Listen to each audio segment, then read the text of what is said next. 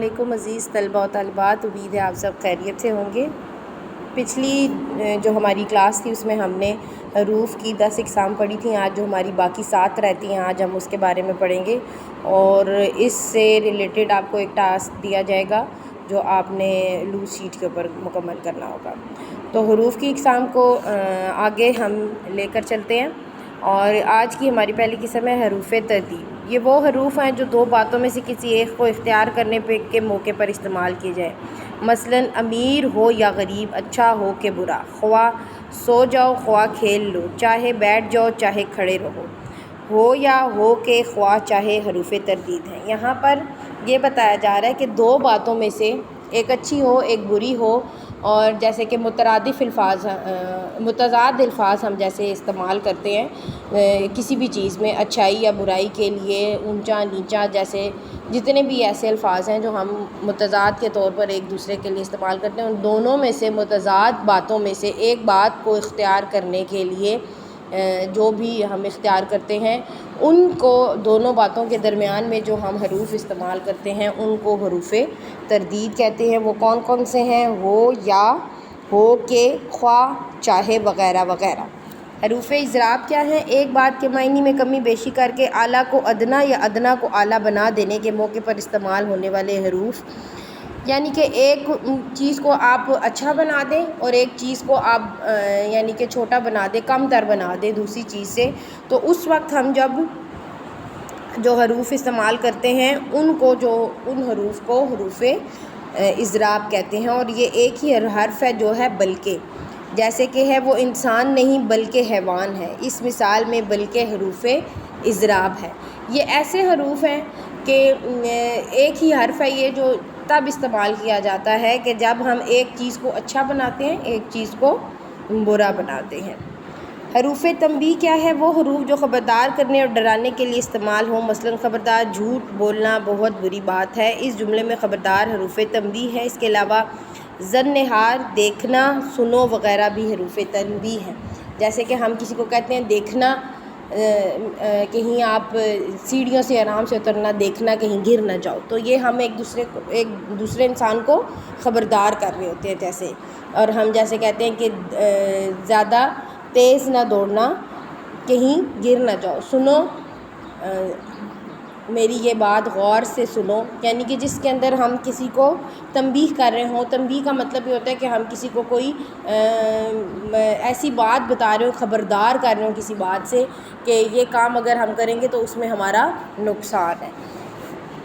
حروف استجاب، تعجب اور حیرانی کے موقع پر استعمال ہونے والے حروف۔ مثلاً او ہو اتنی بلند و بالا عمارت، اس جملے میں او ہو حروف استجاب ہے۔ اس کے علاوہ اللہ اکبر، ہاشا کلا بھی حروف استجاب ہے۔ اچھا، یہاں پر یہ بتایا جا رہا ہے کہ استجاب کے اندر سے ہی آپ کو ان الفاظ کے بارے میں پتہ چلتا ہے کہ جن چیزوں کے اوپر آپ کو تعجب ہو اور آپ دیکھ کر آپ کی جو دماغ ہے وہ اس چیز کو بالکل بھی قبول نہ کر پائے کہ یہ کیسے ہو گیا یا کچھ یا کیا، تو آپ کی سوچ سے بھی زیادہ اگر کچھ بڑھ کر ہوتا ہے تو اس وقت آپ حیران ہوتے ہیں، تعجب میں ہوتے ہیں، تو اس وقت جو ہم جملوں کے اندر حروف استعمال کرتے ہیں ان کو حروف تعجب کہتے ہیں۔ کہ جیسے کہ ہم نے سوچا نہ ہو کبھی کہ کوئی بہت بڑی عمارت دیکھ لیں، یا کوئی بہت بڑی اگر ہم پہاڑی علاقے میں چل جائیں بہت بڑی کھائی دیکھ لیں یا بہت اونچا پہاڑ دیکھ لیں، تو ہم کہیں گے اللہ اکبر یہ اتنا بڑا، یا یہ کیسے ہوا، یہ وہ۔ تو وہ چیزیں ہماری جو عقل جس کو قبول کرنے کے لیے تیار نہ ہو اور وہ ہم اپنی آنکھوں سے دیکھ لیں، تو اس وقت جو ہمارے منہ سے حروف نکلیں گے جملے کے ساتھ ان کو حروف استجاب کہیں گے۔ آگے ہیں حروف قسم۔ حروف قسم یہ قسم نہیں ہے، قسم ہے۔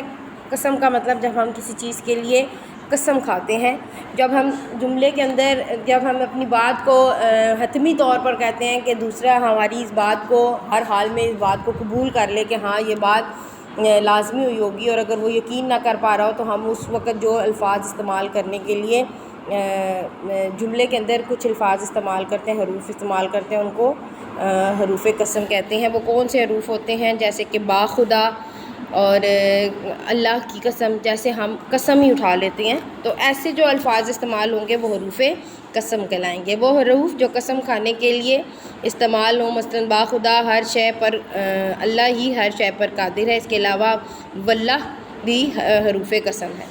اچھا جی، آگے آ جاتا ہے حروف عطف۔ دو اسموں یا دو جملوں کو ملانے والے حروف، مثلاً صبح و شام میں واو حروف عطف کے طور پر استعمال ہوتا ہے، اس کے علاوہ اور نیز بھی حروف عطف ہے۔ یہاں پر یہ بتایا گیا حروف عطف وہ ہیں کہ جو اسموں یا جملوں کو ملاتے ہیں، یہ حروف عطف ہیں جو دو اسموں کو یا جملوں کو ملاتے ہیں، جن کے اندر واو بھی لگایا جاتا ہے اور بھی لگایا جاتا ہے، اور نیز بھی یعنی کہ اس کی تفصیل بیان کرنے کے لیے لگایا جاتا ہے۔ حروف علت کسی وجہ یا سبب کو ظاہر کرنے کے لیے استعمال ہونے والے حروف، مثلا بارش ہو رہی تھی اس لیے احمد اسکول نہیں آیا، اس جملے میں اس لیے حروف علت ہے، اس کے علاوہ کیونکہ، چونکہ، تاکہ، لہٰذا بھی حروف علت ہیں۔ علت وہ بات ہے کہ یعنی کہ ہم نے یہ کام اگر ہم نے نہیں کیا تو ہمیں کیا علت تھی، کس وجہ سے ہم یہ کام نہیں کر سکے، تو وہ جب ہم دو جملے ایسے بیان کرتے ہیں کہ یہ کام یہ ہوا اور یہ اس وجہ سے نہیں ہوا، تو ان دو جملوں کے اندر جو ہم حرف لگائیں گے ان کو حرف علت کہیں گے۔ جب ہم اپنی علت بیان کریں گے کہ ہم نے آج یہ، جیسے آپ کہیں کہ آج میں نے یہ ہوم ورک نہیں کیا کیونکہ میں بیمار تھی، چونکہ میں بیمار تھی، اور جب ہم یہ والے الفاظ حروف استعمال کریں گے تو ان کو حروف علت کہیں گے، کیونکہ ہم علت بیان کر رہے ہیں کہ یہ کام ہم اس وجہ سے نہیں کر سکے۔